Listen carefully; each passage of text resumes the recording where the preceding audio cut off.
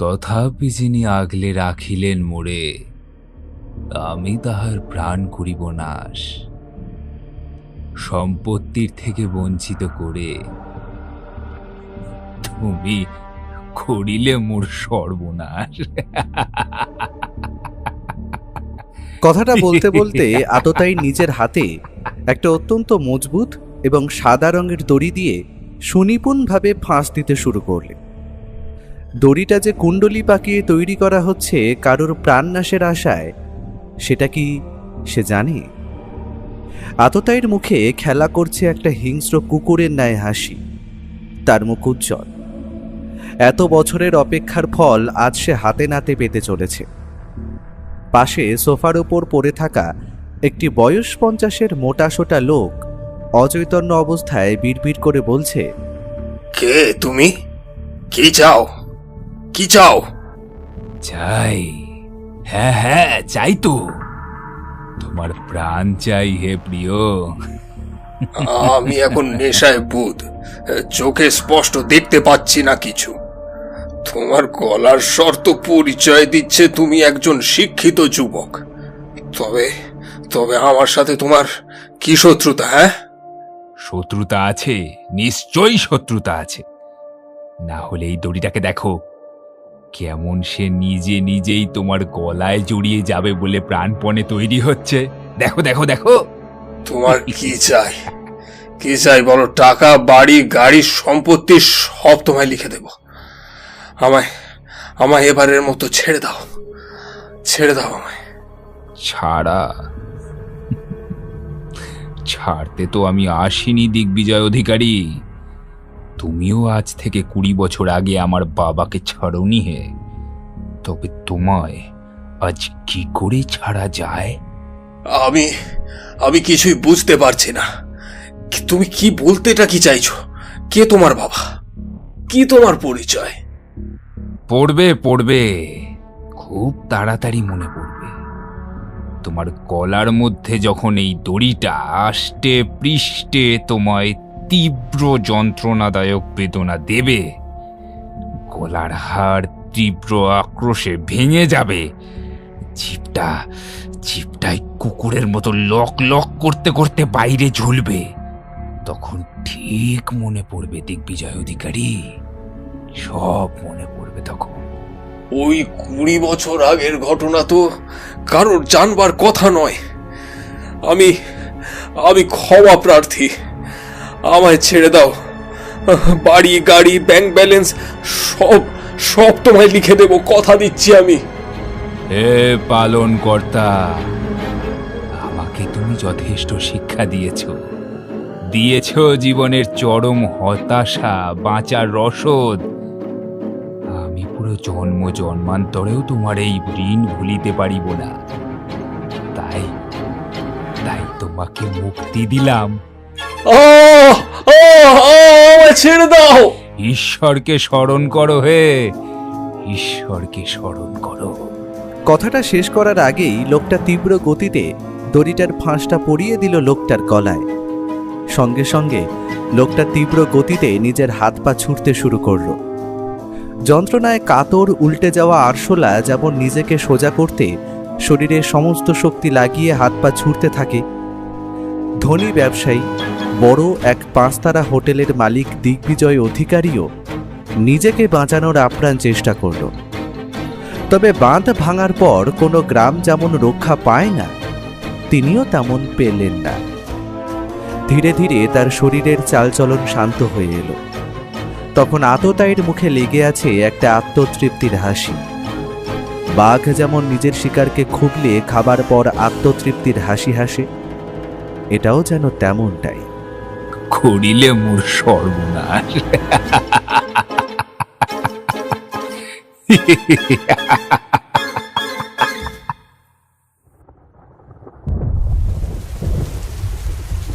স্বচ্ছ জানালার কাঁচ সরিয়ে একটানা বৃষ্টির ঝমঝম শব্দ উপভোগ করতে করতে পুঁটিরামের হাতের চায়ে চুমুক দিতে দিতে খবরের কাগজের পাতা উল্টাচ্ছি। বঙ্গবার্তার এই কাগজটা অবশ্য কালকে, কারণ আজ এখনো খবরের কাগজ এসে পৌঁছায়নি। কারণটা অবশ্য বৃষ্টি হলেও হতে পারে। ব্যোমকেশের অবশ্য খবরে তেমন কোনো আগ্রহ নেই, শুধু একটি বিষয় ছাড়া, বিজ্ঞাপনের পাতা। ওর মতে এই বিজ্ঞাপনের পাতাতেই নাকি দুনিয়ার সমস্ত রহস্যের রসদ লুকিয়ে রয়েছে। এতে দেশের বর্তমান আর্থিক পরিস্থিতির কথা জানা যায় মানুষের দৈনন্দিন চাহিদার কিভাবে ক্রম পরিবর্তন ঘটে চলেছে, কিংবা ধরুন রাজনৈতিক প্রেক্ষাপটে গড়ে ওঠা বিনোদন অথবা মূল্যবান সামগ্রীর দাম কিভাবে বেড়ে চলেছে, অথবা এমন কোনো নজরকাড়া বিজ্ঞাপন যাই আমার মতো ছাপোষা অকৃততার লেখকের জন্য বিশেষভাবে সুযোগ্য, যা কিনা আমায় খ্যাতি এনে দিতে পারে। ওইসব ছেড়ে অন্য একটা বিজ্ঞাপনের দিকে চোখ গেল। যাওয়া মাত্র বিজ্ঞাপনটা পড়তে লাগলাম। অদ্ভুত খবর। মাছে ভাতে বাঙালি নামক 5 তারা হোটেলের মালিক দিগ্বিজয় অধিকারী তার নিজের বাগান বাড়িতে আত্মঘাতী হয়েছেন। হত্যার কারণ অবশ্য গলায় ফাঁস লাগিয়ে সিলিং দিয়ে ঝুলে পড়ার কথা বলা হয়েছে। ভদ্রলোকের বয়স লেখা হয়েছে প্রায় 50 বছরের কাছাকাছি। টাকা পয়সার কোনো অভাব না থাকলেও এমন আত্মহত্যার কারণ যে কি সেটা পুলিশ অনুমান করতে পারছে না। তবে শেষে একটা নতুন ব্যাপার উদ্ধার করে পুলিশ। মৃত্যুর আগে লোকটা নাকি নিজের দ্বিতীয় পক্ষের স্ত্রীকে নিজের ফোন থেকে ছোট একটা মেসেজ করে, যেখানে লেখা ছিল তিনি এই জীবন শেষ করে দিচ্ছেন। বিজ্ঞাপনের গোটা ফিরিস্তি শুনে ও মুচকি হেসে সিগারেটে টান দিয়ে বলল, ভাইয়া, বিজ্ঞাপনের খবরটা শুনে একটু খারাপ লাগছে, কারণ মাছে ভাতে বাঙালি নামক এই হোটেলটা খুব জনপ্রিয় আমাদের কলকাতার মানুষের কাছে তো বটেই, তবে বিদেশিরা বাইরে দিয়ে এলে তারাও সেই হোটেলেই খাবার খেতে পছন্দ করতেন। আমি কয়েক মাস আগে একটা পার্টিতে আমন্ত্রিত হয়ে সেখানে গিয়েছিলাম। সত্যি অত্যন্ত সুস্বাদু মাছের উপকরণ সব, তার মধ্যে সর্ষে ইলিশটার কথা তো আর বললামই না। এক কথায় বলা যায় মাছে ভাতে বাঙালি নামটা সার্থক, এরা আমাদের বাঙালি খাবারকে বিশ্বের কাছে এগিয়ে দিচ্ছিল। খবরটা শুনে মর্মাহত হলাম, কারণ এই সমস্ত বড় ব্যবসা মালিক না থাকলে শেষ হয়ে যাবার চিন্তা থাকে একটা। আমারও তাই মতামত। তবে নিজে গিয়ে একবারও খাওয়া হলো না, এটাই যা দুঃখ। খবরটা তো কাল বেরিয়েছিল, এতক্ষণে আশা করা যায় হোটেল কর্তৃপক্ষ হোটেল বন্ধ করে দিয়েছে। ভাইয়া, তোমার ওই ইচ্ছে বোধ করি পূরণ হলো না আর। হ্যাঁ, আমারও তাই বিশ্বাস। কিন্তু ভাগ্যদেবী যদি একটুকু আমার ওপর সদয় হতেন। আর কি বলি। কি আলোচনা হচ্ছে দুই বন্ধুতে ঠাকুরপো? ভাগ্য টাগ্য কি যেন একটা শুনলাম। তা বিয়ে টিয়ে করতে মন চাইলো নাকি? রক্ষে করো হে বৌঠান, রক্ষে করো। এমনিতেই নিজে কি কাল খাবো তার কোনো হিসেব নেই, তুমি আবার সাথে আরেকজনকে বেঁধে দিচ্ছ। তুমি যতই পালাবার চেষ্টা করো না, আরে তুমি বিয়ে করলে আমি তো রান্নাঘরে একটা বন্ধু পাই নাকি? তোমরা তো দুজন সারাদিন চোর ডাকাতের খুনি নিয়ে ব্যস্ত থাকো। আরে বাবা, বাড়িতে তো একটা কথা বলারও লোক চাই। তা বলে তুমি আমায় হাড়ি কাঠে মাথা দিতে বলবে বৌঠান? একদমই ঠিক ঠাকুরপো, তোমার এই চিরকুমার ব্রত আমাকেই ভাঙতে হবে যে। কথাটা শেষ করার আগেই বাইরে একটা ভারী জিপের শব্দ শোনা গেল রাস্তায়। ব্যোমকেশ সেটা শুনে হাসি হাসি মুখ নিয়ে বলল, বিধুবাবুর জিপ, আর সিঁড়িতে দুটো পায়ের শব্দ, সুতরাং তিনি সঙ্গে করে কাউকে এনেছেন। একটা নতুন কেস পা ফেলে সিঁড়ি দিয়ে উঠে আসছে মনে হচ্ছে। ভাইয়া, কুটিরামকে বলো 4 কাপ চা বসাতে। ওর অনুমানই সঠিক হলো। ঘরের দরজা খোলার সাথে সাথেই প্রবেশ করলেন বিধুবাবু এবং একজন বয়স 40-এর ভদ্রলোক। দুইজনেই নমস্কার জানিয়ে ওর দিকে তাকিয়ে আমি ওনাদের সোফায় বসতে বললাম। দুইজনেই সেখানে বসলে। তা ব্যোমকেশ, তোমায় তো দেখছি বেশ ভালোই দিন কাটাচ্ছ। কেস টেস তেমন একটা হাতে নেই নাকি? বিধুবাবু, আপনি যদি এই অধমকে ভুলে যান তাহলে আর কিভাবে নতুন কেস পাবো বলুন? আমি তো সর্বদা নিজেকে সত্য অনুসন্ধানেই ব্যস্ত রাখতে চাই। কেউ যদি আর না ডাকে কি করি বলুন? সেই জন্যই তো এই ভদ্রলোককে তোমার কাছে নিয়ে এলাম। উনি তোমার কাছে সাহায্য প্রার্থী, তবে ওনার কেসটা অত্যন্ত গুরুত্বপূর্ণ এবং তাড়াতাড়ি সমাধান করা চাই। কিন্তু ব্যোমকেশ, লালবাজারে বড়বাবু থাকতে দ্রুত সমাধানের জন্য আমার কাছে ব্যাপারটা ঠিক হজম হলো না। কিন্তু বিধুবাবু, আমি সবটা বুঝিয়ে বলছি ব্যোমকেশ বাবু। নমস্কার, আমার নাম রাজেন বসু, বয়স প্রায় 46-এর কাছাকাছি। আমি আজ আপনার কাছে উপস্থিত হয়েছি আমার মেয়ের জন্য। মেয়েটাকে আমি পাচ্ছি না ব্যোমকেশ বাবু। আজ থেকে নয়, পরশুদিন রাত থেকে। আপনাকে আপনাকে যে করেই হোক ওকে খুঁজে দিতে হবে। কথাটা বলতে বলতে ভদ্রলোকের গলার স্বর জড়িয়ে এলো। বুঝলাম তিনি নিজের মেয়ের চিন্তায় নিজেকে আর সামলাতে পারছেন না। রাজেনবাবু, আপনি শান্ত হন। এ সময় আপনাকে সব থেকে বেশি শক্ত হতে হবে। আমি সবটা শুনতে চাই, কি কি ঘটেছে। পুরো ঘটনা না জানলে কিছুতেই আপনাকে কিন্তু আমি সাহায্য করতে পারবো না। আপনি যতটা জানেন ততটা খুলে বলুন আমায়। আমি নিজের সাধ্য মতো চেষ্টা করব আপনার মেয়েকে খুঁজে বের করার। আসলে আমার মেয়ে সুনন্দা বসু কাজ করতো একটি বড় 5 তারা রেস্তোরাঁয়। সেই হোটেলটির কথা আপনারাও হয়তো বহুবার শুনেছেন। আমার মেয়ে সেখানে হোটেল ম্যানেজারের পিএর কাজ করত। হোটেলটি ছোটখাটো নয়, শহরের মধ্যে সব থেকে বড় নামকরা হোটেল। বিভিন্ন রকম মাছের জন্যই সেই হোটেল সব থেকে বিখ্যাত ছিল।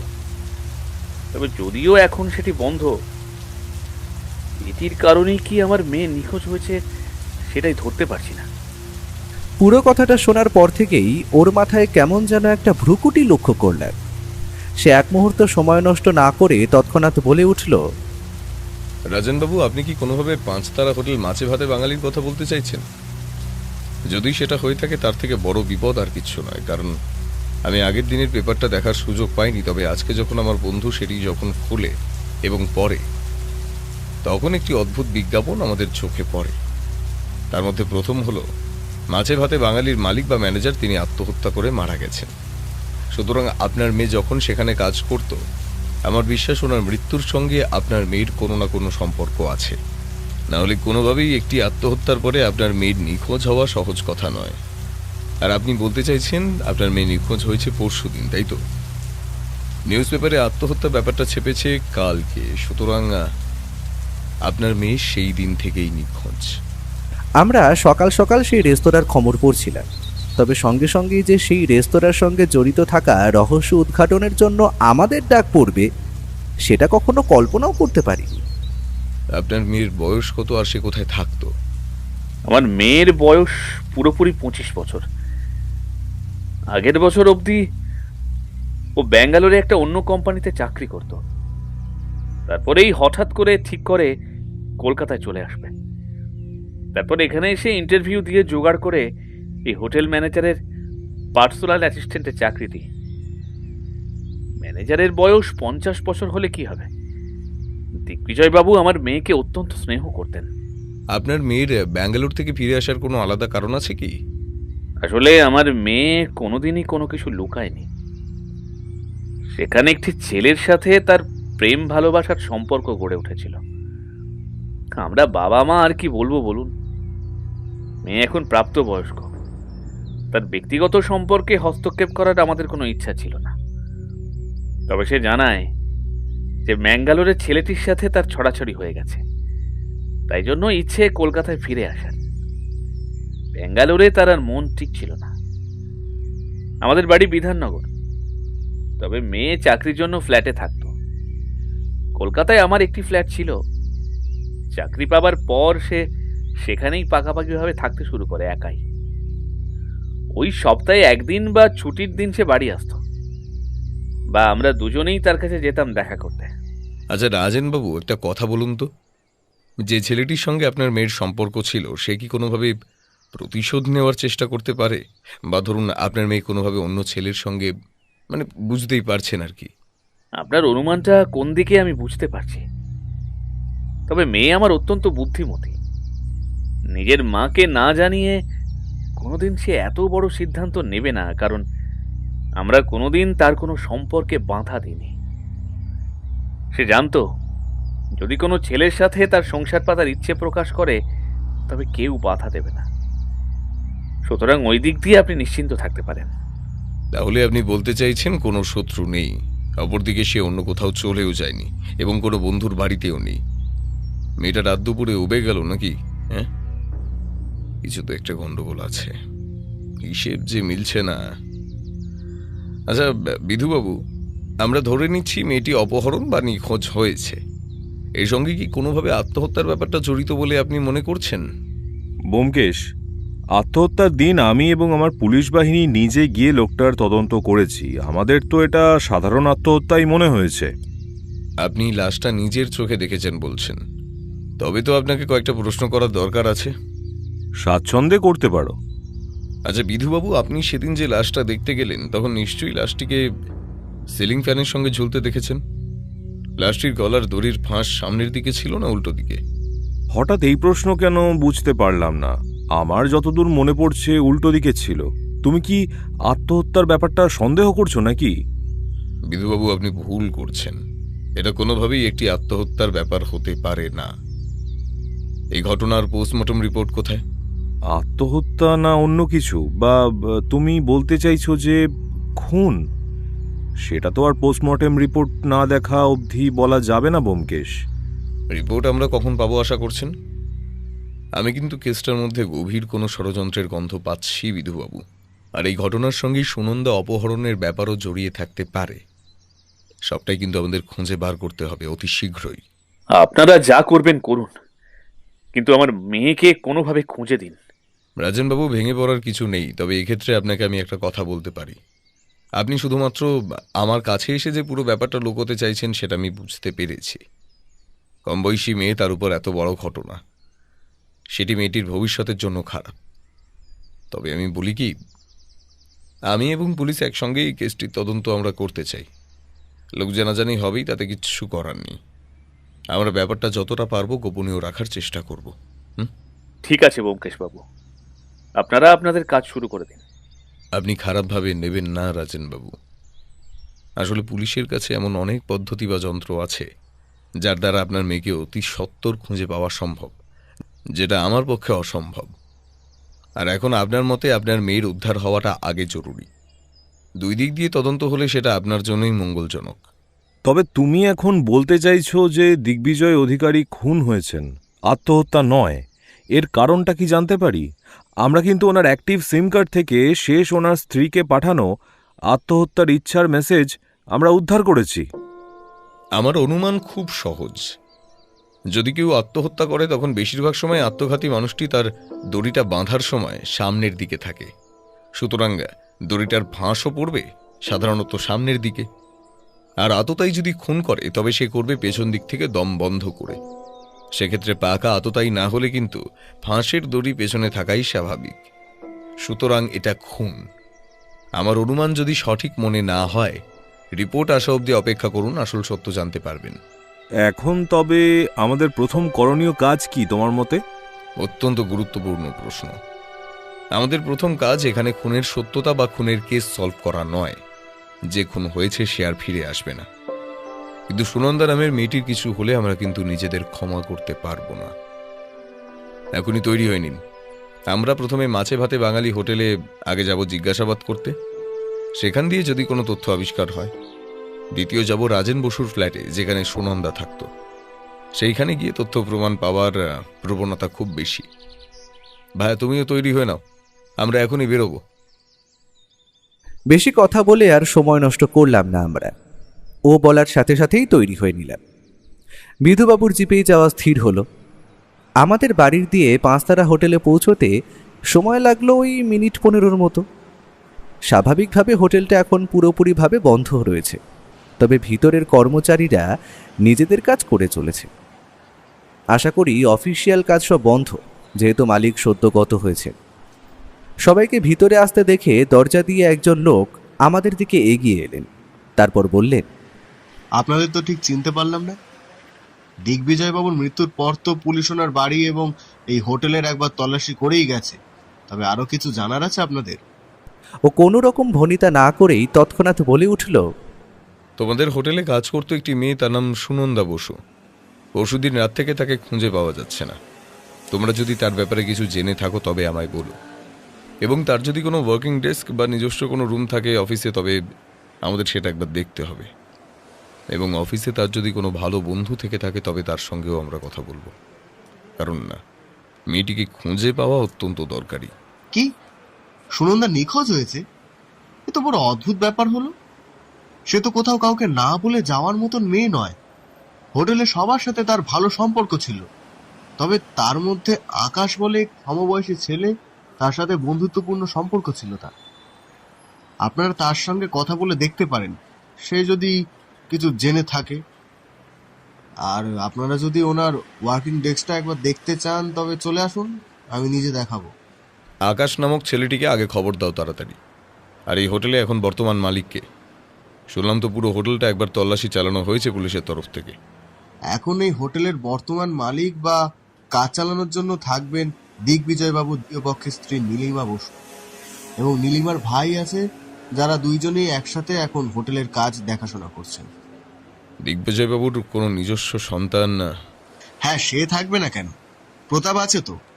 তবে সে বাপের বিজনেস কিছু দেখতে চায় না, হোটেলের কাজে সে ইন্টারেস্টেড নয়।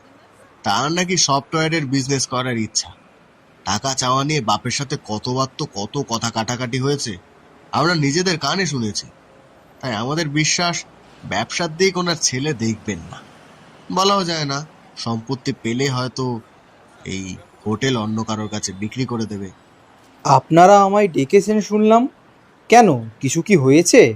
হ্যাঁ, তোমার সমবয়সী বন্ধু সুনন্দা যে আমাদের হোটেলে কাজ করত, তাকে নাকি খুঁজে পাওয়া যাচ্ছে না। ওনারা তার জন্য তোমাকে কিছু প্রশ্নের উত্তর জিজ্ঞাসা করবে, যতটা তুমি জানো ওনাদের সাহায্য করো। এ কি বলছেন? সুনন্দা তো পরশুদিনও অফিসে এসে কাজ করে গেল। সে আমার অফিসের কলিগ বটে, তবে তার থেকে বেশি আমি কিছু জানি না। তবে পরশুদিন রাতের বেলার দিকে সে আমাকে একটা অদ্ভুত মেসেজ পাঠায়। আমি তখন অতটা গুরুত্ব দিইনি, কারণ সে মাঝে মাঝেই মজা করত। এই যে সেই মেসেজ। এই বলে সে নিজের মোবাইলটা আমাদের দিকে বাড়িয়ে দিল। সেখানে চ্যাটে দেখা যাচ্ছে, লেখা রয়েছে all victory in huge travel, something wrong. এটাই শেষ মেসেজ, এবং সেটা দেখলাম পাঠানো হয়েছে 7টা বাজার ঠিক 5 মিনিট আগে। সেটা দেখে ও বলল, ঠিক আছে, এখানের কাজ মোটামুটিভাবে শেষ। আমাদের এবার সুনন্দার ওয়ার্কিং ডেস্কটা দেখাও তো। আকাশ নামক ছেলেটি আমাদের সেখানে নিয়ে গেল। ও এবং বিধুবাবু দুজনেই চারপাশটা খুঁজে দেখল, তবে সেই রকম কিছু আবিষ্কার করতে পারলো বলে তো মনে হলো না। এমন সময় হঠাৎ করেই আকাশ একটা ব্যাপার লক্ষ্য করে বলল, সুনন্দার ওয়ার্কিং ডেস্কে তো ওর ল্যাপটপটা থাকার কথা ছিল, সেটা তো দেখছি না। সে কিন্তু খুব প্রয়োজন না হলে সেই ল্যাপটপটি নিয়ে বাড়ি যায় না। আমি বুঝতে পারলাম ও ব্যাপারটা ভালো করে মাথায় গেঁথে নিল। তারপর আমরা এগিয়ে গেলাম রাজেন বসুর ফ্ল্যাটের উদ্দেশ্যে। ফ্ল্যাটের নিচে পৌঁছবার সাথে সাথেই রাজেনবাবুর মুখটা কেমন যেন লাল হয়ে উঠল। বুঝলাম তিনি নিজের মেয়ের নিখোঁজ হয়ে যাওয়ার ব্যাপারটা সবাইকে জানাতে চান না, তাই হয়তো লজ্জায়। সে যাই হোক, ফ্ল্যাটের নিচের দারোয়ান আমাদের হাতে ঘরের চাবি তুলে দিল। আমরা আর দেরি করিনি, তাড়াতাড়ি ঘরের দরজা খুলে প্রবেশ করলাম ফ্ল্যাটের ভিতরে। তবে তেমন কিছু উদ্ধার করা গেল না। একটা মেয়ের ঘরে সাধারণত যা থাকার সেটিই আছে। তবে ও তল্লাশি করে জানালো ঘরেও তার ল্যাপটপটি নেই, সুতরাং তার ল্যাপটপটি মিসিং। আমরা ফ্ল্যাট বন্ধ করে বেরিয়েই আসছিলাম, এমন সময় ফ্ল্যাটের অপর প্রান্তের ঘরটির থেকে বেরিয়ে আসলেন একজন বয়স 50-এর মহিলা। আরে রাজেন বাবু, দেখছি আপনি অনেকদিন পর তো। কাল দিয়ে তো আমি সুনন্দাকে দেখতেই পাচ্ছি না। সে কি কোথাও গেছে নাকি? সেই দিন তো আমি দেখলাম রাতের বেলা ওই 9টা নাগাদ দুটো অজানা ছোকরার সাথে ওকে বেরিয়ে যেতে। তারপর তো আর তাকে দেখিনি। সে কি বাড়ি ফিরে গিয়েছে? আর আপনার সাথে পুলিশ কেন, সেটা তো বুঝতে পারছি না। পরশুদিন আপনি ওকে কার সাথে বেরোতে দেখেছিলেন, একটু খুলে বলুন তো। আরে আমি তো সেদিন আমার ফ্ল্যাটের ব্যালকনিতেই বসেছিলাম, যেমনটা রোজ বসে লোকজন দেখি রাস্তার। ওই মনটা একটু ভালো লাগে আর কি। হ্যাঁ, কি যেন বলছিলাম আমি। সেদিন একটা লাল গাড়ি এসে থামলো আমার ফ্ল্যাটের নিচে। একজন ওই সুনন্দার বয়সেরই ছেলে গাড়ি থেকে নামলো। সে ফ্ল্যাটের ভিতর প্রবেশ করলো, আর অপর একটা ছেলে ড্রাইভার সিটে ছিল। যতদূর মনে পড়ছে ওর মাথায় একটা কালো রঙের টুপি ছিল। রাতের বেলা টুপির কি দরকার সে তো বুঝতে পারলাম না। সুনন্দা ওই ছেলেটার সঙ্গে ফ্ল্যাট থেকে বেরিয়ে আসার সাথে সাথে আমি প্রতিদিনের মতো জিজ্ঞাসাও করলাম, সুনন্দা কোথায় যাচ্ছ? কিন্তু প্রতিদিন উত্তর দিলেও সেই দিন কিন্তু আমার দিকে তাকিয়েও দেখেনি। তারপর তো আমি আর কিছু জানি না। কেন, কিছু কি হয়েছে? আমার জানি না কেন একটু সন্দেহ হচ্ছে। আমরা যা বুঝলাম, এই মহিলাটি ওই চারিদিকে খোঁজ খবর করা এবং ফ্ল্যাটের খবর ছড়িয়ে বেড়ানোর জন্য যথেষ্ট। তাই ব্যাপারটা চেপে যেতে হবে। তাই বিধুবাবু বললেন, আসলে সুনন্দা যে হোটেলে কাজ করত তার মালিক এই 2 দিন আগে আত্মহত্যা করেছে। সুনন্দার মন খুব দুর্বল, তাই সে এই ঘটনার পর ভেঙে পড়েছে। সে এখন রাজেন বসুদের বাড়িতেই আছে, চিন্তার কোনো কারণ নেই। আমরা শুধু যিনি আত্মহত্যা করেছেন তার একটি গুরুত্বপূর্ণ জিনিস খুঁজতেই ফ্ল্যাটে এসেছি এবং সেটা উদ্ধারও করেছি। আপনাকে অসংখ্য ধন্যবাদ এই তথ্যটা আমাদের জানানোর জন্য। বিধুবাবু এত সুন্দরভাবে যে ব্যাপারটা ম্যানেজ করবেন, হ্যাঁ, সেটা আমরা বুঝতে পারিনি। আমাদের তখনকার মতো কাজ মোটামুটি সেইখানেই শেষ। যে সমস্ত তথ্য আবিষ্কার হলো সেটা পরে যে কাজে দেবে রহস্য উন্মোচন করতে তার বলে দিতে হয় না। ঘটনাটা বড়ই অদ্ভুত। আমরা বাড়ি ফিরে গেলাম। তবে রাতের দিকে বিধুবাবুর কাছ থেকে ফোন এলো যে পোস্টমর্টেম রিপোর্ট এসেছে। দিগ্বিজয়বাবু আত্মহত্যা করেননি, কেউ তাকে পরিকল্পনা করে হত্যা করেছে। ওর অনুমানই সঠিক হলো। এরপর জানি না কি রহস্য অপেক্ষা করে আছে আমাদের জন্য, তার আর শেষ নেই। রাতে আমি আর ও যখন খাওয়া দাওয়া সেরে ব্যালকনিতে দাঁড়িয়ে কথা বলছি, তখন ব্যাপারটা একটু গুছিয়ে নিলাম। ও এমনিতে সিগারেট খাওয়া অনেকটা কমিয়ে দিয়েছে, তার কারণ অবশ্য বউঠান। কিন্তু রাতের বেলা খাওয়া দাওয়া শেষে তার একটা সিগারেট না হলে চলে না। তাই একটা সিগারেট জ্বালিয়ে সেটা একটা বড় শুক টান দিয়ে বলল, এখনো পর্যন্ত আমাদের হাতে যে তথ্যগুলো এসেছে সেগুলো বড়ই অদ্ভুত বন্ধু। যেমন? প্রথমত, দিগ্বিজয়বাবু খুন হলেন এবং তার খুনকে আত্মহত্যা বলে চালানোর চেষ্টা করা হয়, এবং সেটার প্রমাণ হিসেবে দিগ্বিজয়বাবুর আত্মহত্যার আগে তারই মোবাইল থেকে তার স্ত্রীকে মেসেজও করলেন তিনি, যে তিনি আর বাঁচতে চান না। ব্যাপারটা বড়ই অদ্ভুত। দ্বিতীয় হল সুনন্দার অপহরণ। আমার বিশ্বাস সে এমনি এমনি অপহরণ হয়নি। হয়তো সে এমন কিছু তথ্য জানতে পেরে গেছে, তাই তাকে গুম করা হয়েছে। তার জন্যই তার ল্যাপটপটিও আমরা খুঁজে পাইনি। অপরদিকে তৃতীয় হল লাল গাড়ি এবং তাতে বসা 2 অজানা যুবক, যারা সুনন্দাকে অপহরণ করে। সবটাই ধোঁয়াশা বন্ধু। কাল আমরা দিগ্বিজয়বাবুর বাড়িতে যাব। ওনার বর্তমান স্ত্রী, স্ত্রীর ভাই, অপরদিকে তার ছেলের সঙ্গেও কথা বলাটা অত্যন্ত প্রয়োজনীয়। আর ভুললে হবে না, ভদ্রলোক কিন্তু আত্মহত্যা করেন তার বাগান বাড়িতে, সুতরাং সেখানেও আমাদের যেতে হবে। বেশিরভাগ তথ্য উদ্ধার হবে সেইখান থেকে। কালকের দিনের এতগুলো কাজ আছে, তুমি আছো তো? হে ভাইয়া। যেখানেই আছেন রাম, তার সাথেই প্রভু ভক্ত হনুমান। ছেড়ে দাও আমায়, ছেড়ে দাও। আমার এরকম ভাবে বেঁধে রাখার মানেটা কি? তোমাদের কোন পাকা ধানে মই দিয়েছি আমি?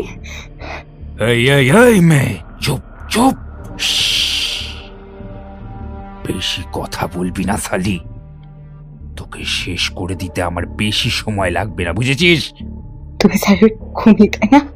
আমি সেই দিন তোমার কালের টুপিটা দেখেছিলাম, কিন্তু কিন্তু মুখটা ঢাকা ছিল বলে আমি বুঝতে পারিনি, চিনতে পারিনি। তোমায় বিশ্বাস করে তোমার সাথে গাড়িতে আসাটা আমার সব থেকে বড় ভুল। তুমি একজন চোর, খুনি, লম্পট, বেয়াদব। দে দে দে দে, আরো গালাগালি দে হারামজাদি।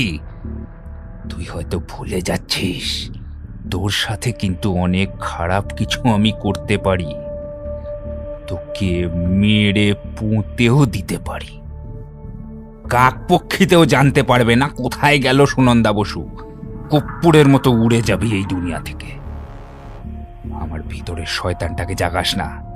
খেতে দিচ্ছি, খা, জ্বালাস না আমাকে। স্যারকে তো শেষ করেছো, তাহলে তোমার আর আমার থেকে কি চাই? আমায় ছেড়ে দাও না। তোকে ছেড়ে দিলে যে আমি ফেঁসে যাব। তুই নিজের চোখে সবটা দেখেছিলি, তাই তো? আমি জানি। সময় আসুক, চিন্তা নেই। তোকেও তোর বসের কাছেই পাঠিয়ে দেব রে ছোকরি। খুব পিড়িত ছিল না তোর সাথে ওই বুড়োটার? দ্বিতীয়বার একটা কম বয়সী মেয়ের সাথে বিয়ে করেও বুড়োর রস মেটেনি, আবার তোর সাথেও, হ্যাঁ? তাই না, তাই না? নষ্টা মেয়ে ছেলে। মুখ সামলে কথা বলো। উনি আমার পিতার মতো স্নেহ করতেন। স্নেহ দেখাচ্ছে? স্নেহ? সব শালা তোকে খাবার ফাঁদ পাচ্ছিল ওই বুড়ো। ওকে তুই কতটা চিনিস? সেই ছোট থেকে দেখছি আমি।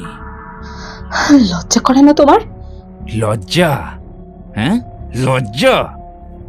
দাঁড়া দাঁড়া, তোকে দেখাচ্ছি লজ্জা। বেশি কথা, বেশি কথা। কথাটা বলার সাথে সাথেই তীব্র গতিতে কয়েকটা চড় থাপ্পড় বসিয়ে দিল লোকটা সুনন্দার মুখ লক্ষ্য করে। ছেড়ে দাও, ছেড়ে দাও, ছেড়ে দাও আমায়। লোকটার মুখ দিয়ে আর কথা বেরোলো না। তার মুখে তখন খেলা করছে একটা পৈশাচিক হাসি।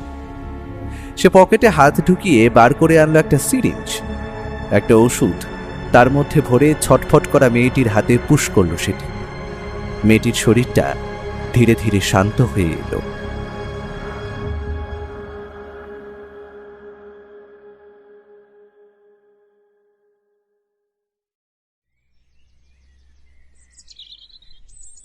সেদিন সকাল সকাল ঘুম ভাঙল পাখিদের কলকাকলিতে। ও আগে উঠেই তার সমস্ত যোগ ব্যায়ামের কাজ সেরে নিয়েছে। আমি উঠে তার কাছে গিয়ে একটা বড়সড় হাই তুলে বললাম, তা ভায়া, প্রথমে কোন দিকে যাবে বলে ঠিক করলে? এখনো অবধি ইচ্ছে আছে বেলা 10টা নাগাদ দিগ্বিজয় অধিকারীর বাগান বাড়ি, যেখানে ওনার মৃত্যু ঘটেছিল, সেই স্থানে দারোয়ানের সঙ্গে কথা বলা দরকার। এতটা পাহারা থাকা সত্ত্বেও অতটাইর অনুপ্রবেশ ঘটল কিভাবে? বুঝলাম। আর তারপরেই আশা করি আমরা যাব দিগ্বিজয় অধিকারীর দ্বিতীয় পক্ষের স্ত্রী নীলিমা অধিকারীর সাথে কথা বলতে, তাই তো? আমার হিসাব বলে আজ রবিবারও আছে, সুতরাং আমরা দিগ্বিজয়বাবুর ছেলে প্রতাপবাবুর সঙ্গেও দেখা হওয়ার সম্ভাবনা রয়েছে। আর নীলিমা দেবীর ভাই তো আশা করি ওই বাড়িতেই আছেন। অপরদিকে বাড়ির সমস্ত কর্মচারীদেরও বয়ান নেব। তার জন্য তো পুলিশের সাহায্য লাগবে হে। বিধুবাবু আমাদের সঙ্গে ওই 11টা নাগাদ দেখা করবেন। আমরা একসঙ্গেই দিগ্বিজয়বাবুর বাড়িতে যাব, তাতে কাজটা সহজ হবে। তোমার কি বিশ্বাস সুনন্দা নামের মেয়েটিকে অপহরণকারীরা সঠিকভাবে রেখেছে তো? তার কোনো ক্ষতি হোক সত্যিই আমরা চাই না। রাজায় রাজায় যুদ্ধ হয়, উলুক আগ্রার প্রাণ যায়, আবার কি? আমার বিশ্বাস সে খুনের ব্যাপারে অদ্ভুত তথ্য আবিষ্কার করেছিল, তাই জন্য তাকে সরিয়ে দেওয়া হয়েছে। তবে আমরা ঠিক তাকে উদ্ধার করব। আমরা সকালের খাবার এবং চা খেয়ে তৈরি হয়ে বেরিয়ে পড়লাম একটা ট্যাক্সি নিয়ে দিগ্বিজয়বাবুর বাগান বাড়ির উদ্দেশ্যে। আজ রবিবার, সকাল হওয়ায় কলকাতার রাস্তায় তেমন একটা ভিড় নেই। সত্যি ব্যস্ত শহরটা এই ছুটির দিনগুলো নিজেকে কেমন একা করে রাখে। ও কাল রাতেই বিধুবাবুর থেকে ফোন করে বাড়ির ঠিকানাটা জোগাড় করে রেখেছিল। আমি এইসব কথা ভাবছি, হঠাৎ করেই এমন সময় ও হাসি হাসি মুখে বলল, বুঝলে ভায়া, আমার হিসাব বলছে কোনো টিকটিকি আমাদের পেছনে লেগেছে। ওকে বুঝতে দেওয়া যাবে না আমরা ব্যাপারটা লক্ষ্য করছি। আমি পেছনে ফিরে রাস্তার দিকে তাকানোর মতো বড় ভুলটা করতেই যাচ্ছিলাম, হঠাৎ ওর দিক থেকে ধমকের সুরে ভেসে এলো, পেছনে তাকালে ওরা বুঝে যাবে, দেখার দরকার নেই। একটা লাল রঙের গাড়ি, ড্রাইভারের মুখে মাস্ক আর মাথায় একটা কালো রঙের টুপি, অনেকক্ষণ ধরেই আমাদের পেছনে আছে। আমাদের ড্রাইভার কয়েকবার সাইড দিলেও সে এগিয়ে যায়নি, সুতরাং আমার অনুমান ভুল হবার প্রশ্নই আসে না। আমরা ঠিক 15 মিনিটের মাথায় নামলাম দিগ্বিজয়বাবুর বাগান বাড়ির বড় গেটের সামনে। লাল রঙের গাড়িটা আর দেখতে পেলাম না। বাড়ির পাঁচিল বেশ উঁচু, আর ভিতরে একটা ফোয়ারা এবং বড় বাগান লক্ষ্য করলাম। বাড়ির গেটে কোনো দারোয়ানকে না দেখে আমরা একটু হতাশ হলাম বটে, তবে ওর দিকে তাকিয়ে দেখি সে হাসি হাসি মুখ করে এগিয়ে যাচ্ছে বাড়ির উল্টো দিকের একটি চায়ের দোকানে। চায়ের দোকানে লোকজন তেমন একটা নেই। সে ধীরে সুস্থেই দোকানি লোকটিকে প্রশ্ন করল, এই বাড়িটির দারোয়ান কোথায় গিয়েছে বলতে পারবেন? আমার অত্যন্ত দরকার আছে তার সঙ্গে। চায়ের দোকানের লোকটা পেছনের দিকে কাঠের তক্তার উপর বসা একটা লোককে দেখিয়ে দিল। সেই লোকটি আমাদের দিকে এগিয়ে এসে নিজেকে দারোয়ান বলে পরিচয় দিল। তবে পোশাকের বাহার দেখে একে দারোয়ান বলতে আমার কেমন যেন লাগছে। সে যাই হোক, ও তাকে উদ্দেশ্য করে বলল, আচ্ছা, তোমার সঙ্গে একটু কথা বলার আছে, তোমার মনিবের মৃত্যুর ব্যাপারে। এখানে বলবে না একান্তে? তা বাবু, আপনারা বুঝি পুলিশের লোক? না, ধরতে পারো। আমরা তোমার মনিবের ব্যাপারটা তদন্ত করছি। আপনারা ওপারে বাড়ির বারান্দায় চলুন, সেখানে কথা হবে। বলে লোকটি রাস্তার দিকে পা বাড়ালো, আর আমরা তার পেছন পেছন। তবে এমন একটা ঘটনা যে ঘটে যাবে তা আমি স্বপ্নেও কল্পনা করতে পারিনি। ব্যাপারটা আমার চোখের সামনে এতটা তাড়াতাড়ি বা আকস্মিকভাবে ঘটল তা বলার আমার ভাষা নেই।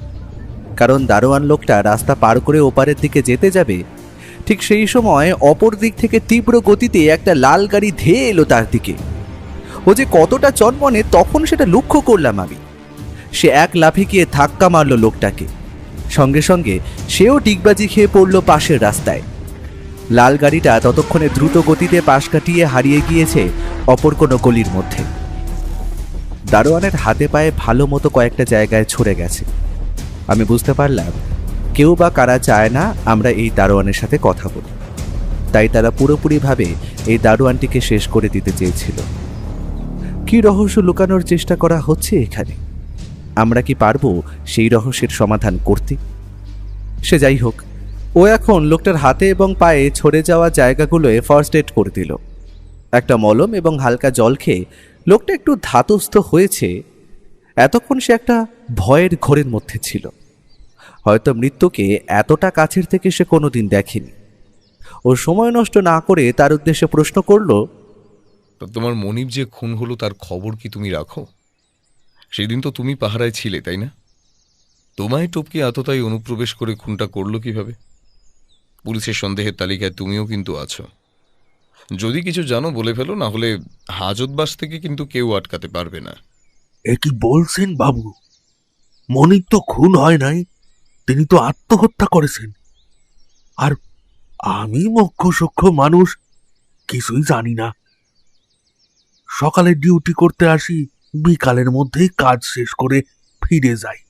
পুলিশের পোস্টমর্টম রিপোর্ট এসে গেছে, ওনাকে কেউ খুনই করেছে, এটা প্রমাণিত।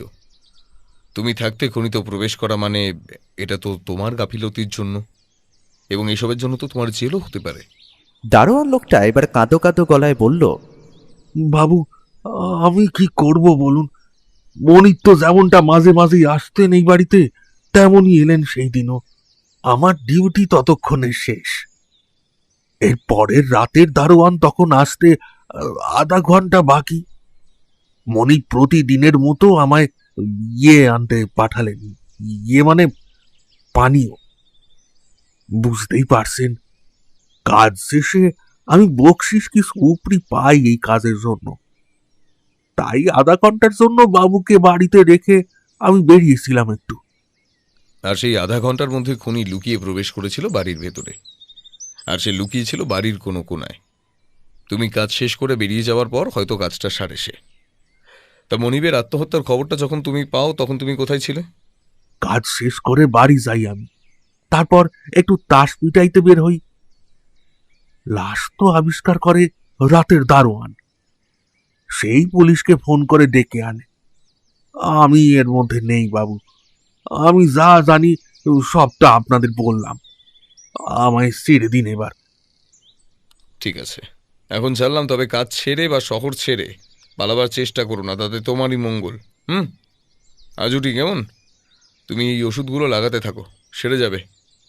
আমরা বাড়ির গেটটা খুলে বাইরে বেরিয়ে আসতেই দূরের গলিতে আবার লক্ষ্য করলাম সেই লাল গাড়িটাকে। আমাদের দেখেই সে গলির মধ্যে দ্রুত গতিতে মিলিয়ে গেল। ও খালি হাসি মুখে বলল, চায়ের দোকানে চলো, ওখানে একটা সিগারেট ধরি, একটু চা খাই।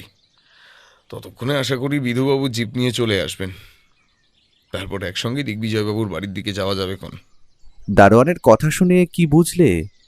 একটা ব্যাপার খুব স্পষ্ট, যে লোকটা খুন করেছে সে দিগ্বিজয়বাবুর উপর নজর রাখছিলেন, বা তার কাছের কেউ। কারণ দিগ্বিজয়বাবু ঠিক কোন সময় বাগান বাড়িতে আসেন এবং দারোয়ান কতটুকু সময় বাড়ির বাইরে থাকে সবটা সে জানত। দারোয়ানও তো এই ব্যাপারে জড়িয়ে, আততায়ীকে সাহায্য করতে পারে।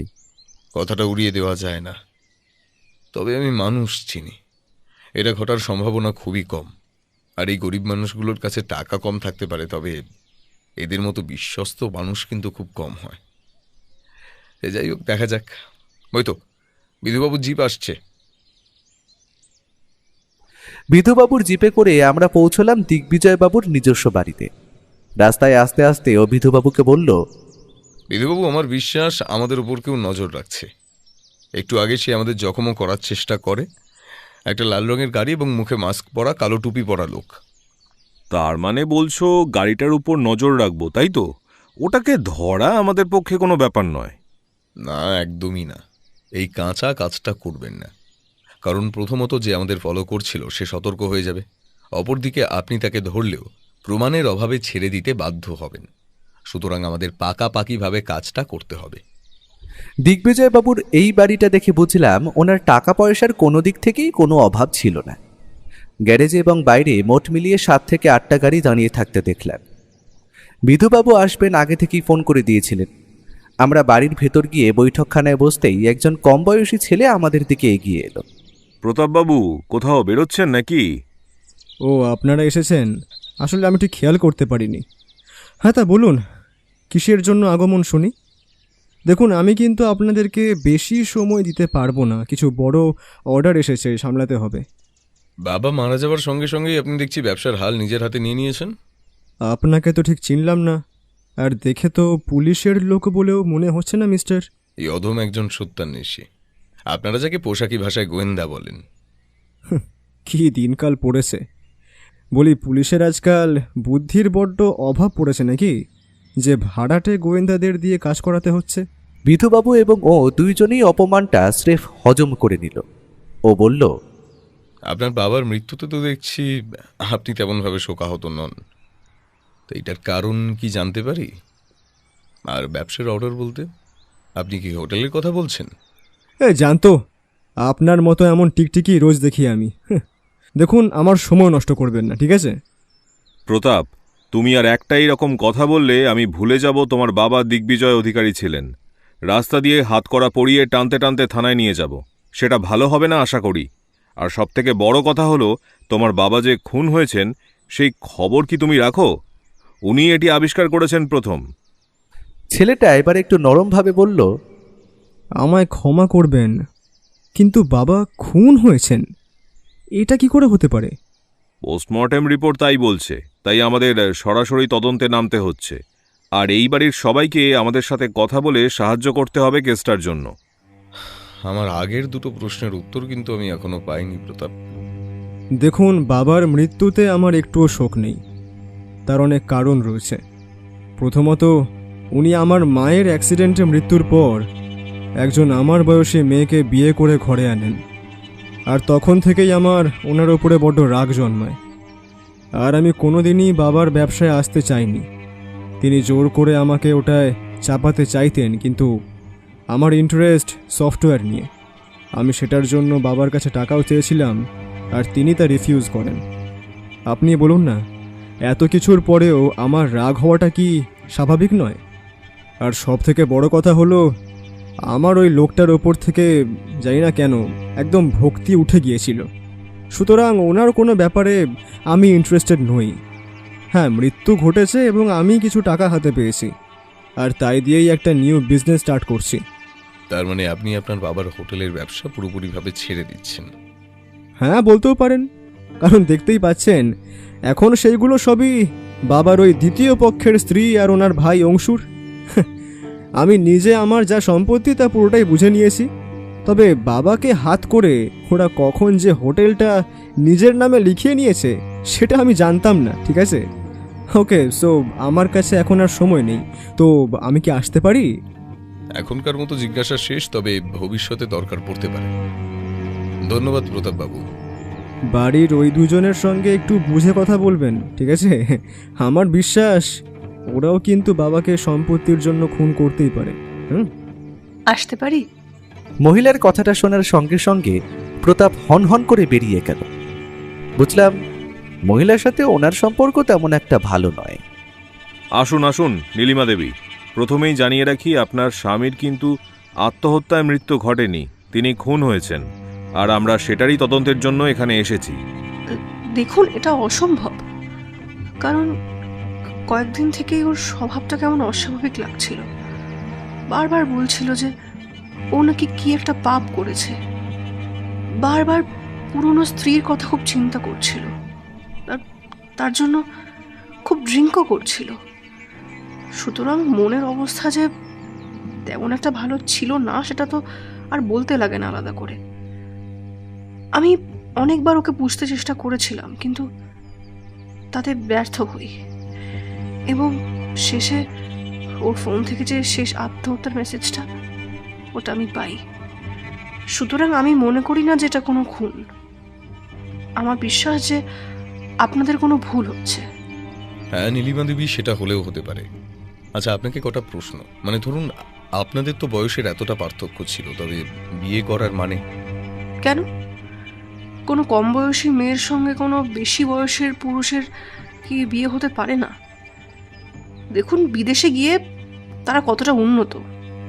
আর ওর সঙ্গে আমার কয়েকটা বিজনেস পার্টিতে দেখা হয়েছিল। তারপর থেকে সম্পর্ক গড়ে ওঠে, আর তারপরেই বিয়ে। আপনার ঘরে এত যে ছবি দেখছি নাচ এবং গানের, আপনি কি কোনোভাবে? হ্যাঁ, একদম ঠিক ধরেছেন। আমি নাচ গান দুটোই করি। আর আমার ইচ্ছেও আছে যে একটা নাচ এবং গানের স্কুল খুলব। হয়তো এবার সেদিকেই স্বপ্নটা বাস্তবায়িত করব। ওই যে গিটারটা দেখছি, ওটা খুব সুন্দর তো। আপনি গিটারও বাজান? খুব ট্যালেন্টেড তো আপনি। ওই আর কি। আচ্ছা, আপনারা বসুন, আমি ভাইকে ডেকে দিচ্ছি আর চা নিয়ে আসছি, কেমন? মহিলা উঠে যাওয়ার সাথে সাথেই ঘরে প্রবেশ করলেন একজন বয়স 87 পুরুষ। ইনি যে নীলিমা দেবীর ভাই তাতে কোনো সন্দেহই নেই। ও কিন্তু সেই দিকে কোনো নজর নেই, কারণ সে একটা দেওয়ালে ঝোলানো ফটোগ্রাফের দিকে দেখছে। ওটা দিদির লাস্ট বার্থডের ছবি, যেখানে সবাই উপস্থিত ছিলেন। জামাইবাবুকে দেখুন, এখানে কত হাসি খুশি মনে হচ্ছে। একটা জলজন্ত মানুষ কিভাবে যে এই সিদ্ধান্তটা নিলেন, আর কি বলি। এটা কে? বলে ও অঙ্গুলি নির্দেশ করলো ছবির একজন লোকের দিকে। লোকটার শরীরের গঠন বেশ ভালো, তবে মাথা জোড়া টাক। ওটা জামাইবাবুর দাদার ছেলে অরুণ। সে এখানে থাকে না, কয়েক মাসের জন্য দেশে এসেছে। শেষবার আমি তাকে দেখি দিদির বার্থডে পার্টিতে। শুনেছি সে নাকি আমেরিকায় থাকে। ছোট থেকে জামাইবাবুই নাকি তার সমস্ত দায়িত্ব নিয়েছিলেন। এখন অবশ্য দেশে ফিরে গিয়েছেন, আশা করি। ঠিক আছে, আমাদের যা জানার জানা হয়ে গেছে। আজও ঠিক, কেমন? ধন্যবাদ। বিধুবাবু উঠুন। ও যে মাঝে মাঝেই কি হয় তা ওই জানে। আমি এবং বিধুবাবু উঠে পড়লাম। আমরা বাড়ি ফিরে এলাম, তবে ও কয়েকটা বিষয়ে খোঁজ নিতে বলল বিধুবাবুকে। বাড়ি গিয়ে খাওয়া দাওয়া সেরে যখন একসাথে দুজন মিলে বসলাম, কয়েকটা প্রশ্নের উত্তর তখনও আমার মধ্যে গিজগিজ করছে। তাই জন্য আর অপেক্ষা না করে ওর উদ্দেশ্যে সেগুলো করেই ফেললাম। আচ্ছা, আমার তো মাথায় কিছুই আসছে না। প্রথমত মেয়েটা, মানে সুনন্দাকে তো আমরা এখন উদ্ধার করতে পারলাম না। অপরদিকে খুনের ব্যাপারটা আরও বেশি জটিল লাগছে। আর কে সেই লাল গাড়ির চালক যে আমাদের পেছনে নজর রাখছে? প্রতিটা চরিত্রের কথা যখন ভাবছি, সবগুলোই কেমন যেন গুলিয়ে যাচ্ছে। এইটুকুতেই যদি তুমি ঘেঁটে ঘ করে ফেলো ভাইয়া, এতগুলো নতুন পাওয়ার সূত্র যে আমার মাথায় রয়েছে, সেগুলো শুনলে কি বলবে? হ্যাঁ, যেমন? তুমি কি জানো, আমার সন্দেহ তালিকা দিয়ে কাউকেই বাদ দিই না। যেমন প্রতাপ, সে বাপের কাছ দিয়ে টাকা চেয়েছিল, কিন্তু দিগ্বিজয়বাবু তাকে নতুন ব্যবসা করার জন্য টাকা দেয়নি। সুতরাং তার যদি বাবার উপর আগে দিয়ে রাগ অথবা ক্ষোভ থেকে থাকে, যেটা ছিল, সেও কিন্তু দিগ্বিজয়বাবুকে খুন করতে পারে তার সম্পত্তি পাওয়ার লোভে। অপরদিকে নীলিমা এবং তার ভাই অংশু দুজনেই এই হোটেলের ব্যবসাকে নিজের মতো করে হাতিয়ে নেওয়ার চেষ্টা চালাচ্ছিল। তারা যদি পুরোপুরিভাবে এই হোটেলটিকে হাতে নিতে চায়, তাহলে তো দিগ্বিজয়বাবুকে সরিয়ে ফেলতেই হয়। তার মানে এখন তুমি বলতে চাইছো সন্দেহের তালিকায় 3 জন, তাই তো? প্রথমত প্রতাপ, দ্বিতীয়ত অংশু এবং তৃতীয়ত নীলিমা। তুমি ভুলে যাচ্ছ ভাইয়া, একজন কিন্তু এখনো নিখোঁজ। ধরো সুনন্দা কোনোভাবে তার মালিককে হত্যা করে গা ঢাকা দিয়েছে, তাই আমরা তাকে খুঁজে পাচ্ছি না। এ তোমার কেমন যুক্তি? এটা কেমন যেন মানতে পারছি না। দাবা খেলার প্রতিটা চালকে ক্রস চেক করাটা যেমন অত্যন্ত জরুরি, তেমনি তদন্তের ক্ষেত্রে কোনো ক্লুকেই উড়িয়ে দেওয়া চলে না। কারণ সুনন্দা এবং আমাদের দিগ্বিজয়বাবু দুজনেরই কিন্তু ল্যাপটপ উধাও। আমার বিশ্বাস এই ল্যাপটপ দুটিতে এমন কিছু তথ্য ছিল যা আমাদের অত্যন্ত কাজে দেবে। হ্যাঁ, সে বুঝলাম, তবে পুরো ব্যাপারটাই না আমার মাথায় কেমন জট পাকিয়ে যাচ্ছে। আমি আন্দাজ করতে পারছি কিছুটা, তবে প্রমাণের অভাবে কিছুই সরাসরিভাবে বলতে পারছি না। যেমন গিটারটা। কথাটা শেষ করার আগেই আমাদের ঘরের টেলিফোনটা বেজে উঠল। সেটা লাউডস্পিকারই ছিল, তাই কথা শুনতে তেমন একটা অসুবিধেই হয়নি। বিধুবাবুর ফোন। ব্যোমকেশবাবু, আপনি এখনো ঘুমাননি তো? দুটো চাঞ্চল্যকর তথ্য আমরা উদ্ধার করতে পেরেছি। আমার মনে হয় এগুলো কোনো না কোনোভাবে এই কেসটার সাথে ভীষণভাবে জড়িত। আপনি এই তথ্যগুলো একবার শুনে দেখুন, আমার মনে হয় সেটি আপনার তদন্তে অত্যন্ত সাহায্য করবে। হ্যাঁ বিধুবাবু, অপেক্ষা না করে তাড়াতাড়ি বলে ফেলুন। কোনো কিছুই আমাদের বাদ দিলে কিন্তু চলবে না। একটু আগে পুলিশের সাইবার ক্রাইমের টিম থেকে আমাদের কল এসেছিল। সেখানে আমাদের দিগ্বিজয়বাবুর ফোনটি পরীক্ষা করার জন্য পাঠানো হয় এবং সেখান থেকেই উদ্ধার হয় এই চাঞ্চল্যকর তথ্যটি। যে সিম কার্ডটি দিয়ে দিগ্বিজয়বাবু নিজের স্ত্রীকে শেষ আত্মহত্যা করার মেসেজটি পাঠান, সেটা কিন্তু তার ফোনে ইনসার্ট করা ছিল না। সিমটি একটি অন্য ফোনে ইনসার্ট করে মেসেজটি করা হয়। তার মানে আপনি বলতে চাইছেন যে মেসেজটি আপনারা ফোন মেমোরিতে না, সিম মেমোরি থেকে উদ্ধার করেছেন, আর মৃত্যুর আগে সেই সিমটি অন্য ফোনে স্থানান্তরিত করা হয়েছিল। Very strange. প্রথম তথ্য গেল এটা। তারপরও আরেকটি তথ্য আবিষ্কার করেছি আমরা। দিগ্বিজয়বাবুর হোটেলের আকাশ নামক ছেলেটি বিকেলের দিকে ফোন করে থানায় এবং সেই দেয় এই তথ্যটি। বলে ফেলুন কি সেই তথ্য। কথাগুলো বলার সময় ওর গলার স্বর যে একটু উত্তেজিত, সেটা ধরতে পারলাম। আকাশ ছেলেটি ফোন করে জানায় যে অংশুবাবু নাকি বিকেলে একজন মারোয়ারি শেঠকে নিয়ে তাদের হোটেলে আসেন। কথাবার্তা শুনে বোঝা যায় যে সেই মারোয়ারি শেঠ নাকি হোটেলটি কেনবার জন্য দেখতে এসেছিলেন।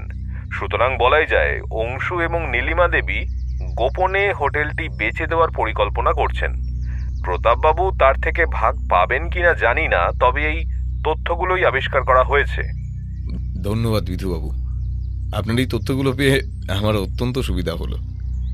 এখন আমি একটু দুয়ে দুয়ে চার করে মিলিয়ে নিতে পারছি। আমার বিশ্বাস আমাদের আর বেশি সময় লাগবে না আততায়ীকে খুঁজে বের করতে। তবে কাল আমি একটা ফাঁদ পাততে চাইছি। আমাদের একটা লোককে ধরতে হবে, তাতে আপনাদের সাহায্য লাগবে। হ্যাঁ, পুরো প্ল্যানটাই আমি সকালে জানাচ্ছি। এখন সবটা মনে মনে সাজিয়ে নি। আজ রাখি, কেমন? ও যে কোন প্ল্যানের কথা বলছে সেটা কিছু ধরতে পারলাম না, তবে ও যে কিছু একটা আন্দাজ করতে পারছে তা ওর মুখে খেলতে থাকা হাসিই বলে দিচ্ছে। এখন দেখা যাক সে কি করতে চাইছে। আমার তো আর অপেক্ষা করা ছাড়া আর কোনো উপায় নেই। ভাইয়া, ঘুম থেকে ওঠো, কত ঘুমোবে আর? চলো, কটা বাজে? বাজে কি ভালো, তোমায় আর সেই হিসেব রাখতে হবে না। উঠে পড়ো, তাড়াতাড়ি বেরোতে হবে আজ তোমায়। আমায় বলতে? কোথায় যাবে? যাবে তুমি ভাইয়া, আমি নয়। সকাল সকাল ঘুম থেকে তুলে মস্করা করছো? না না, মস্করা করো না, ওঠো ওঠো, তাড়াতাড়ি ফ্রেশ হও। সবটা বলছি খুলে। তবে তার আগে আমাদের বাড়ির জানালা দিয়ে দূরের ওই গাড়িটা চেনা চেনা লাগছে কিনা দেখো তো। দাঁড়াও, দেখছি। সত্যিই তো, ওর কথাই ঠিক। আমাদের বাড়ির থেকে প্রায় অনেকটাই দূরে বড় রাস্তার মোড়ে সেই লাল রঙের গাড়িটা দাঁড়িয়ে আছে। সুতরাং সে নজর রাখছে আমরা কোথাও যাব কি না। সবটাই তো বুঝতে পারলাম, তবে তোমার প্ল্যানটা কি বলো তো? গাড়িটাকে পাকড়াও করার প্ল্যান নাকি? সেই তো আমরা যদি ওকে ধরি, প্রমাণের অভাবে তো ছেড়ে দিতে হবে। এতটা কাঁচা কাজ আমি করব ভেবেছো? চুপচাপ তৈরি হয়ে নাও। আমি পোশাক দিচ্ছি, আর বিধুবাবুকে সবটাই বলা আছে। ভয় পাবে না। আজ আমি তোমার সঙ্গে থাকছি না, ঠিক সময়ে আমি আত্মপ্রকাশ করব। ও যে কি করতে চাইছে কিছুই মাথায় ঢুকছে না। তবে কয়েক মিনিটের মধ্যে ফ্রেশ হয়ে চা খেয়ে আমায় ওর নিজের একটা পোশাক দিয়ে দিল। তারপর সমস্ত ব্যাপারটা ঠিকমতো বুঝিয়ে দিল। আমিও ব্যাপারটা শুনে মোটামুটিভাবে প্রস্তুত এই অভিযানটায় ওকে সাহায্য করতে। ওর বলা কথা মতো আমি খাওয়া দাওয়া শেষ করতেই আমাদের বাড়ির বাইরে একটা পুলিশ জিপ দাঁড়িয়ে থাকতে দেখলাম। সেটাই যে বিধুবাবু থাকবেন না তা আগে থেকেই ঠিক করা ছিল। আমি তাড়াতাড়ি একাই গাড়িতে উঠে বসলাম। সাথে সাথেই কম বয়সী পুলিশ ছোকরা ধীরে ধীরে জিপ স্টার্ট দিল। আমাদের গাড়ি এগিয়ে চলল বড় রাস্তার দিকে। সবটাই আগে দিয়েই ঠিক করা ছিল। তবে আমি আর চোখে চেয়ে দেখে নিলাম ইঁদুর গর্তে পা দিয়েছে, কারণ লাল গাড়ির লোকটা আমাকে ও মনে করে আমার গাড়ির পিছু নিয়েছে। আর সেটাই হলো সবথেকে বড় নৈতিক জয় আমাদের, কারণ লাল গাড়ির পেছনে অন্য সাদা রঙের ট্যাক্সিতে ততক্ষণে বিধুবাবু এবং ও লাল গাড়িটার পেছনে ধাওয়া শুরু করেছে। যে ফাঁদ পাতা হয়েছিল আদতাই তাতে যে এতটা সহজে পা দেবে সেটা আমি জানতাম। একেই হয়তো বলে চোরের ওপর পাটপাড়ি। আমাদের যেমনটা কথা ছিল সেই মতো আমাদের গাড়ির ড্রাইভার বড় রাস্তায় পড়ার সাথে সাথেই চো চো করে তীব্র গতিতে ছুটিয়ে দিল আমাদের বাহন। ছেলেটা কম বয়সী হলে কি হবে, তার গাড়ি চালানোর হাত অত্যন্ত পাকা। আমি পেছনে লক্ষ্য করলাম লাল গাড়িটাও স্পিড বাড়িয়ে আমাদের গাড়ির অনেকটাই পেছনে এসে গেছে। ঠিক এমন সময় পেছনের ট্যাক্সি গাড়ি থেকে চোঙা জাতীয় জিনিসের চিৎকার করে বিধুবাবু বললেন, সামনে লাল গাড়ির ড্রাইভার যেই হন, গাড়ি থামান, আপনাকে পুলিশ চারিদিক থেকে ঘিরে নিয়েছে, পালাবার পথ নেই। লাল রঙের গাড়িটার ড্রাইভার এখন হয়তো বুঝতে পেরেছে তার পেছনে পুলিশ লেগেছে এবং সে ফাঁদে পড়েছে, তাই সে আমাদেরও আগে নিজের গাড়িটা তীব্র গতিতে ছুটিয়ে দিল। আমাদের পুলিশ জিপটা ওটার পেছনে পড়লো বটে, তবে পুরনো হওয়ার কারণে সেটার মতো অত জোরে ছুটতে পারলো না। কিন্তু ততক্ষণে ওদের ট্যাক্সিটা আমাদের পাশ কাটিয়ে এগিয়ে গেছে লাল গাড়িটাকে ধাওয়া করে। রাস্তার অন্যান্য গাড়িকে কাটিয়ে আমাদের গাড়িগুলো যে অদ্ভুতভাবে লাল গাড়িটার পেছনে ধাওয়া করছে, এটা দেখেই আমার মন কেমন রোমাঞ্চে ভরে উঠেছে। এটা যেন কোনো হিন্দি ফিল্মের গোয়েন্দা গল্পের প্লট, যেখানে হিরো হলো আর আমি হলাম। থাক আর বললাম না, আমি আর ভাবতে পারলাম না। লাল গাড়ির ড্রাইভারকে বলা হচ্ছে গাড়ি থামান, না হলে আমরা গুলি ছুটতে বাধ্য হব। কিন্তু কথাটা শেষ করার আগেই দেখতে পেলাম ওদের ট্যাক্সিটা আস্তে আস্তে পথের মাঝখান থেকে একপাশে এসে চলা শুরু করলো, আর সেই গাড়ির জানলা দিয়ে মুখ বার করে হাতে রিভলভার তাক করে প্রস্তুত ও। ঘটনাটা দেখার পর রন্ধ্রে রন্ধ্রে শিহরণ আমার সারাটা শরীরে ছড়িয়ে পড়েছে, কারণ একটা নয়, পরপর দুটো গুলি ছুঁড়েছে ও। তার একটা গিয়ে লেগেছে চলন্ত লাল গাড়িটার টায়ারে। সঙ্গে সঙ্গে গাড়িটার টাল সামলাতে না পেরে নিয়ন্ত্রণ হারিয়ে ধাক্কা মারল পাশের একটা ল্যাম্প পোস্টে। লাল গাড়িটার বোনেট থেকে তখন উঠছে তীব্র ধোঁয়া। আমাদের দুটো গাড়ি তাড়াতাড়ি পাশে গিয়ে থামল সেটার। একসাথে 10-12 জন সশস্ত্র পুলিশ বাহিনী এবং ও ঘিরে নিল জায়গাটাকে। লাল গাড়ির চালকটির হালকা চোট লেগেছে বটে, তবে সে ভেতরে চুপচাপ বসেছিল। কয়েক মুহূর্তের মধ্যে পুলিশ এসে তাকে অ্যারেস্ট করে নিল। ও বিধুবাবুকে উদ্দেশ্য করে বলল, বিধুবাবু, আপনি এই বাবা জীবনকে এখনকার মতো ফার্স্ট এড দিয়ে সুস্থ করে তুলুন। তারপর সন্ধ্যার দিকে আসর বসবে দিগ্বিজয় বাবুর বাড়িতে। অপরাধী একজন নয়, পুরো ঘটনার পেছনে লুকিয়ে আছে গভীর ষড়যন্ত্র। সন্ধ্যায় সব রহস্যের উদ্ঘাটন ঘটবে আজ। এখন একে নিয়ে কি করব? সুনন্দাকে এই লোকটাই কিডন্যাপ করে লুকিয়ে রেখেছে কোথাও, আর মুখ থেকে কথা বার করতে আপনার মতো কি আর পারে বলুন বিধুবাবু? সুনন্দাকে আগে উদ্ধার করুন, তারপর বাকিটা বিকেলে বলছি। আমরা তখনের মতো বাড়ি ফিরে এলো। মনের মধ্যে চলছে হাজারো কালবৈশাখীর ঝড়। ও যে কেন আমাদের হেঁয়ালির মধ্যে রাখে তা আমি কিছুতেই বুঝতে পারি না। সে যাই হোক, এখন সন্ধ্যা হওয়ার অপেক্ষা ছাড়া কোনো উপায় নেই।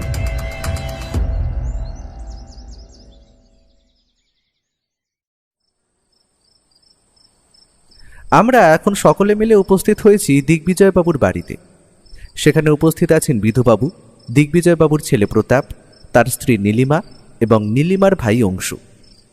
অপরদিকে উপস্থিত হয়েছেন সশস্ত্র পুলিশ বাহিনী এবং সাথে সকালে ধরা পড়ে যাওয়া লোকটি। পুলিশের হাতে ভালো মতোই ধোলাই হয়েছে, সেটা আর বলে দিতে হয় না। হাতে ব্যান্ডেজ এবং মাথায় একটু ব্যান্ডেজও জড়ানো দেখলাম।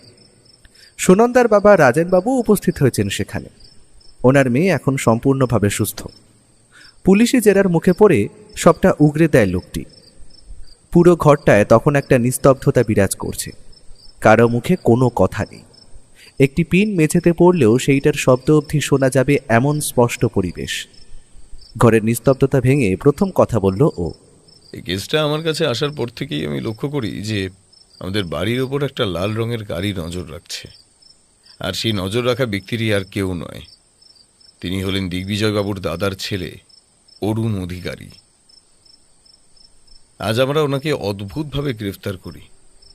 এটা সকলের জানার দরকার ছিল, তাই বলে দিলাম। এখন পরপর সমস্ত ঘটনার কথায় আসব। আপনি কি কিছু বলতে চান অরুণবাবু? লোকটার দিক থেকে যে কোনো রকম উত্তর আসবে না সেটা ওনার মুখ দেখেই বোঝা গেল। আপনি বলবেন না যখন আমি শুরু করি, কেমন? প্রথম ঘটনা হচ্ছে আমাদের দিগ্বিজয় বাবুর আত্মহত্যা। আসলে সেটি কোনো আত্মহত্যাই নয়, ওনাকে বুঝে শুনে ষড়যন্ত্র করে খুন করা হয়েছিল। আমি সেটা বুঝতে পারলাম যখন আমি জানলাম দিগ্বিজয় বাবুর ঝুলন্ত দেহের দড়িটা ছিল পেছনের দিকে।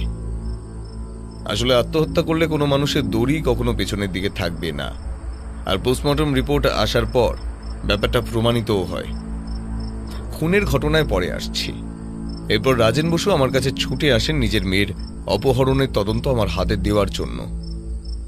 আর সব থেকে বড় ব্যাপার আবিষ্কার করি যে দিগ্বিজয় বাবুর ব্যাপারে সুনন্দা অনেক কিছু জানত। সে ওনার পার্সোনাল অ্যাসিস্ট্যান্ট তো ছিলই।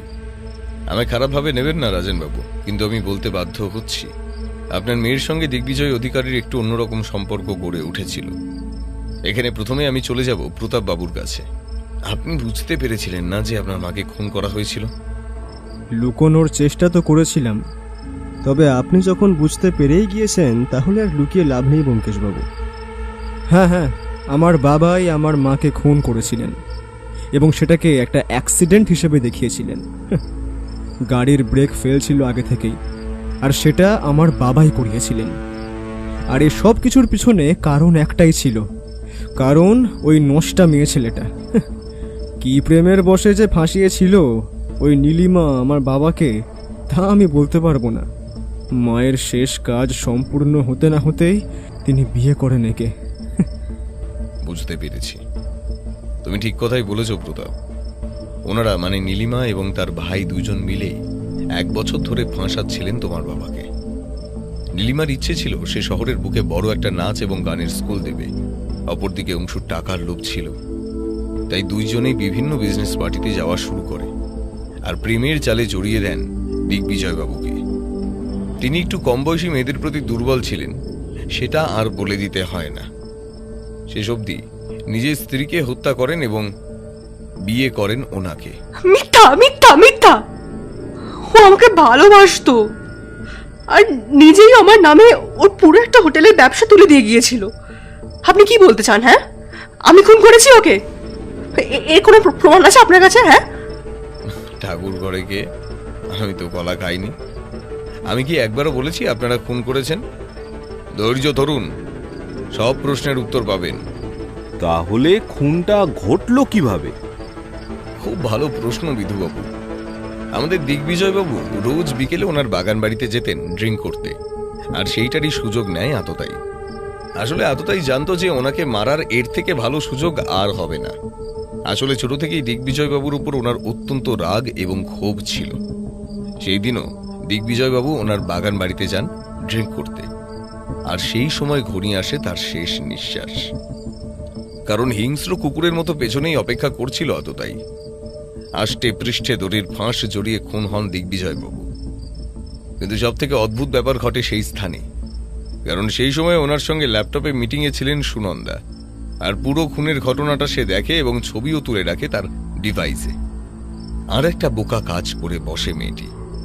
সে সেই প্রমাণ পুলিশকে না দিয়ে দেয় অংশুবাবুকে।